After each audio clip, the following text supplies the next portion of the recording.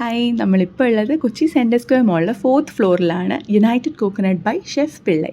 Chef Pillai റെസ്റ്റോറൻറ്റ്സിൻ്റെ 3ാമത്തെ ഔട്ട്ലെറ്റാണ് സെൻറ്റർ സ്ക്വയർ മോളിൽ 2 ദിവസം മുന്നേ ഇനോഗ്രേഷൻ കഴിഞ്ഞിട്ടുള്ളത്. അപ്പോൾ ഇതിന് മുന്നേ ഉള്ള ഔട്ട്ലെറ്റ്സ് ലേ മെറിഡിയനിലും ഫോറം മോളിലും ആയിരുന്നു.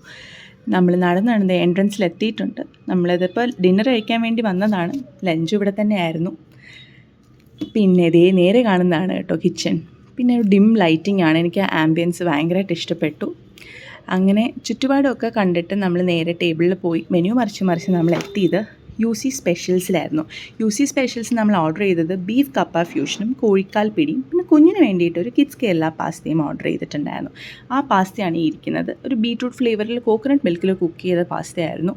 പിന്നെ നമ്മുടെ അന്നത്തെ വൈകിട്ട് ഡിന്നർ ഓർഡർ ചെയ്തപ്പോഴുള്ള താരം എന്ന് പറയാം ബീഫ് കപ്പ ഫ്യൂഷൻ. ഇതിൽ ബീഫ് എന്ന് പറഞ്ഞാൽ സ്ലൈസ്ഡ് ബീഫാണ്, ഒരു സ്റ്റീക്കിൻ്റെ മോഡലിൽ കട്ട് ചെയ്തേക്കുന്ന ബീഫ്.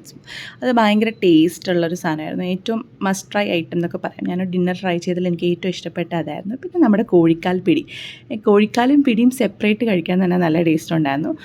പിടി വെറുതെ കഴിക്കാം, നല്ല ടേസ്റ്റാണ്. കുഞ്ഞിനും കഴിക്കാൻ പറ്റുന്ന അധികം എരിവൊന്നും ഇല്ലാത്തൊരു കോമ്പിനേഷനായിരുന്നു. പക്ഷേ എനിക്ക് പേഴ്സണലി കോഴിക്കാലും പിടി കഴിക്കാൻ ഇഷ്ടമുള്ളത് ഗ്രേവി ഐറ്റമിൻ്റെ കൂടെയാണ്. ഇത് നമ്മൾ ഉച്ചയ്ക്ക് വന്നപ്പോൾ ഓർഡർ ചെയ്ത ഐറ്റമാണ് സിയോ ഫിഷ് നിർവാണ. മസ്റ്റ് ട്രൈ ഐറ്റമാണ്. ഫിഷ് ഇഷ്ടമായിട്ടുള്ള എല്ലാവർക്കും ഷുവറായിട്ടും ഇഷ്ടമാവുന്നൊരു ഐറ്റമാണ്. ഇത് നല്ലൊരു തിക്ക് ഗ്രേവി, നല്ലൊരു ക്രീമി ഗ്രേവി. ഇതിൻ്റെ കൂടെ കഴിക്കാൻ നല്ല കോമ്പിനേഷൻ നൂൽ പൊറോട്ട അല്ലെങ്കിൽ അപ്പം, ഇതൊക്കെയാണ് നല്ല കോമ്പിനേഷൻ വരുന്നത്. ഇത് കുഞ്ഞിന് വേണ്ടി ഓർഡർ ചെയ്ത കിഡ്സ് ഫ്രൈഡ് ചിക്കൻ ആയിരുന്നു. കുറച്ച് കഴിച്ച് കഴിഞ്ഞിട്ടാണ് വീഡിയോ എടുത്തത്, സോറി. ആൻഡ് പിന്നെ ഫൈനലി ബീഫ് ഇലയിൽ പൊരിച്ചതോ പൊള്ളിച്ചതോ അങ്ങനെ എന്തോ ആയിരുന്നു. പിന്നെ നമ്മുടെ കോമ്പിനേഷൻ ഐറ്റംസ് രണ്ടിൻ്റെയും കൂടെ പോകുന്ന ഐറ്റമായിരുന്നു നൂൽ പൊറോട്ടയും അപ്പവും. അത് രണ്ടുമാണ് ട്രൈ ചെയ്തത്. പിന്നെ നമ്മുടെ വൈകിട്ടത്തെ ഡെസേർട്ട് നമ്മൾ പറഞ്ഞത് ഹൽവ ഫലൂഡ ആയിരുന്നു.